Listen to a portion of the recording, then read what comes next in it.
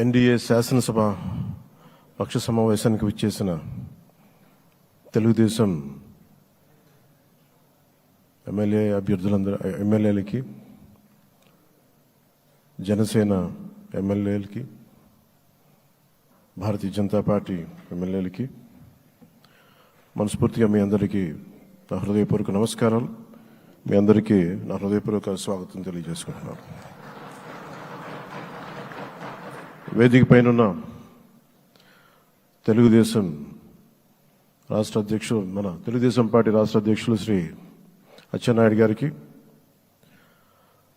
Bharatiya Janata party అధ్యక్షురాలు శ్రీమతి దగ్గుపాటి పురంధేశ్వరి గారికి నా హృదయపూర్వక నమస్కారాలు.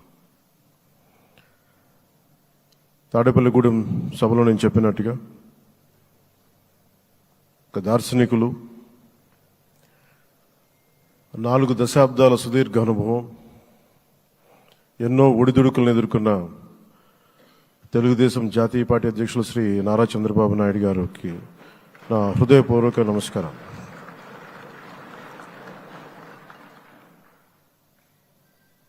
గత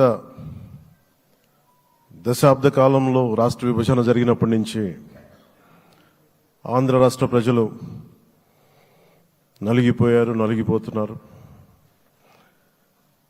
గత 5 సంవత్సరాలుగా మరి రాష్ట్రంలోని విపత్కర పరిస్థితులు తెలుసు. మనందరం సమిష్టిగా పోరాటం చేసి కలిసికట్టుగా ఉండి అద్భుతమైన మెజారిటీలతోటి 164 శాసనసభ స్థానాలని ఎన్డీఏ కూటమి దక్కించుకుంది.